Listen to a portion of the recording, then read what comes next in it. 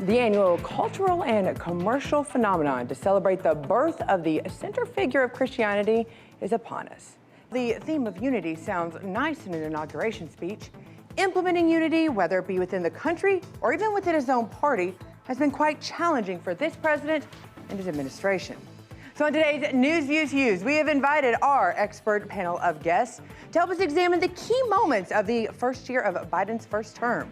Well, what do you say instead? What do you say? People are getting more angry. People are getting hot. It's getting hot in here. It's getting hot. Roses are red. Violets are blue. If you think you are getting your gifts on time for Valentine's Day, the joke's on you. The movement is growing. We're going to bring you the latest from on the ground in Ottawa. The City of Ottawa, Canada police chief said at least 1,800 more officers are needed to put an end to the ongoing Freedom Convoy protest in the city as it stretches into the second week. They are using the police they have now to arrest this 72-year-old man and take oil cans and ticket truckers who are honking their horns and blocking streets. Now the cavalry from the south has arrived. A group of men on horseback are now seen in the streets of Ottawa and claim to have come to protect the truckers while also waving Trump 24 and Save America flags. RT's John Huddy has been on the ground in Ottawa and tells us about a convoy of truckers who are blocking a very important commerce point between Canada and the United States. Since Biden has taken office, we have seen a flip-flop on mask vaccine mandates and even whose responsibility it is to solve the pandemic over the year. Let's take a listen. If you've been fully vaccinated, you no longer need to wear a mask. Let me repeat. If you are fully vaccinated, you no longer need to wear a mask. They don't need a mask when the vast majority of people got vaccinated. I know we all wish that we could finally be done with wearing masks. I get it. You wear a mask when you're in public and indoors, like work or in a grocery store. Okay, Robert, a year ago with the vaccination, he touted we would not need mask mandates.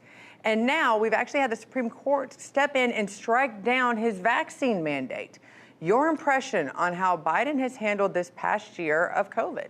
Because it does come at a time when his own administration take on crime has come under intense scrutiny, especially this week, starting with his own White House Press Secretary Jen Psaki, who laughed at the rise in crime across this country. And then on Fox is Jeanine Pirro talking about soft on crime consequences. I mean, what does that even mean, right? You know, Police Federation responded saying she may feel safe in the White House, one of the most protected buildings in the United States, but not everyone feels safe in their workplace. Pretending violent crimes are part of some other reality will not help victims, Ms. Psaki. She owes them an apology. Now, the statement comes as 24 police officers were shot in January alone, and in the same week, NYPD is burying one of their own. Let's discuss the Biden administration's change in hard on crime, if it really is change. More to do with doing damage control than actually curtailing crime. This week, we did see police rally around their own at a funeral of this fallen officer, Wilbert Mora. Procession was attended by a sea of police in uniform who came to pay their respect, saluting the hearse as it drove by. Susan Sarandon took that touching moment and decided to say this is what fascism looks like, and if all these cops could be here, then they could not be needed to fight crime. Reaction from both sides obviously critical. And I have to ask about, as I mentioned before, we have this video of Naya Okami, a man who transitioned to a woman who now identifies as a British Columbia wolf specifically. She went on this morning to explain how watching an anime show has led to her identity. Take a listen. Somehow, this wolf is me. It was kind of this automatic association.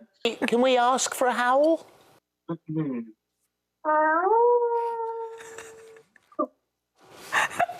It's like off in the distance. I mean, I would like to say this was not normal. Is that going to be the new thing on apps, even to have some sort of activity, is that they need a COVID card and you're going to need to verify. You need a passport card just to date. I'm going to say absolutely not. We're already seeing several governors in Democratic states actually dropping their mask mandates. Canada, we're talking about the truckers and everything, their protests. They're causing several provinces to now are dropping all of their vaccination passports and policies. I can't see social media starting to add these on them as well. To make a huge difference in the mirror. If you want to be ripped at 56, right, you're going to need organic food, baby. You're going to need it. You know what? I agree with you on that. Before Andrew starts taking off his jacket, I got to say thank you, gentlemen, for joining me, because that's all that we've got for the show. Troy, Andrew, we'll talk to you later. Thank you. Oh, let's continue this conversation on Twitter at Scotty on News, hashtag Team NVH. Until we see each other again, stay happy, stay healthy, stay with your clothes on, and stay informed. Thanks for watching.